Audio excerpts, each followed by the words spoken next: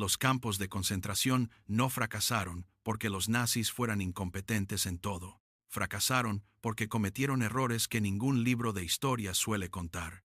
Algunos de esos errores costaron vidas, otros, paradójicamente, salvaron algunas, y el peor de todos lo firmó alguien con un doctorado. Estos no son datos de manual. Son decisiones reales, tomadas bajo presión, que terminaron agrietando uno de los sistemas más brutales del siglo XX.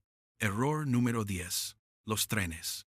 El sistema de deportación nazi dependía de la red ferroviaria alemana al completo, y en 1942 esa red tenía un problema. También dependían de ella el Frente del Este, el abastecimiento de las tropas y el transporte de armamento.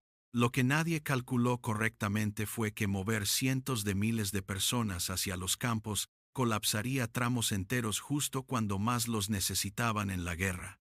Hubo semanas en que los generales de la Wehrmacht pedían refuerzos al frente y los vagones estaban ocupados.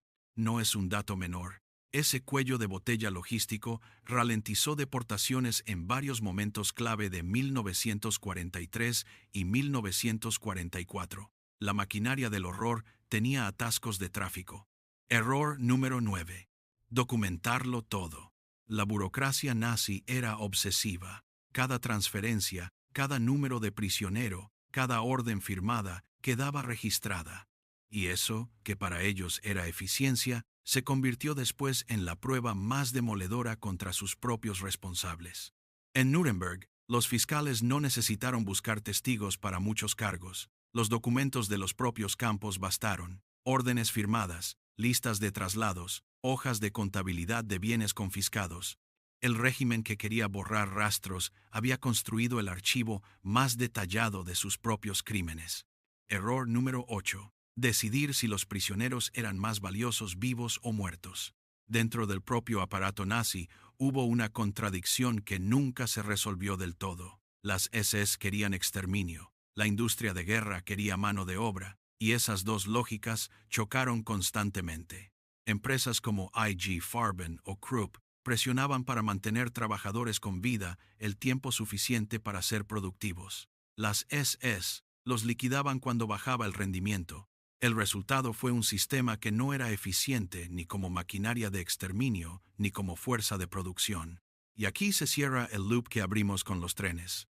Los mismos recursos que necesitaban para la guerra los consumían en mantener un sistema que además les restaba capacidad logística. Una contradicción estructural que ningún tecnócrata del régimen logró solucionar. Y esto se pone peor, porque los siguientes errores no son de logística ni de burocracia, son de ciencia, de medicina. Y lo que se hizo en nombre del conocimiento no solo fue una atrocidad, fue también, en términos puramente científicos, inútil.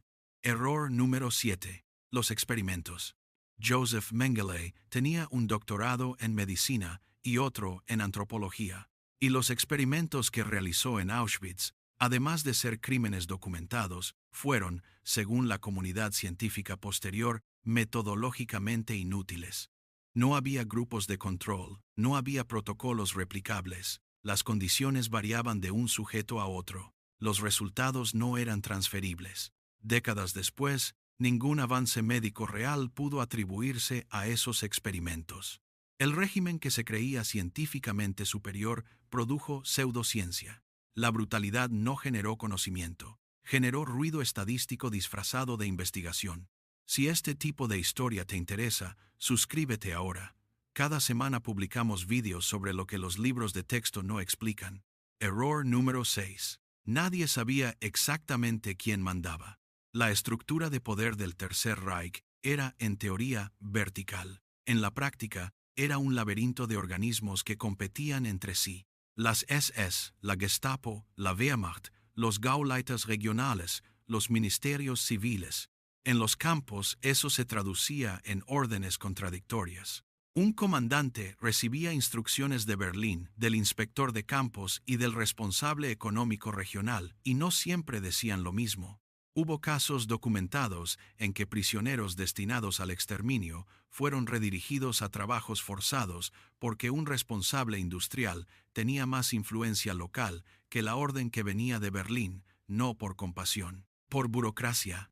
El régimen más controlador del siglo XX era, en su interior, un sistema donde el poder real dependía de quién tenía más acceso a Hitler esa semana. Error número 5. Los últimos meses. Cuando quedó claro que la guerra estaba perdida, la decisión racional habría sido parar, esconder pruebas, negociar. En cambio, las SS intensificaron los traslados y las ejecuciones. Las marchas de la muerte movilizaron a decenas de miles de prisioneros en pleno invierno, hacia ningún destino concreto.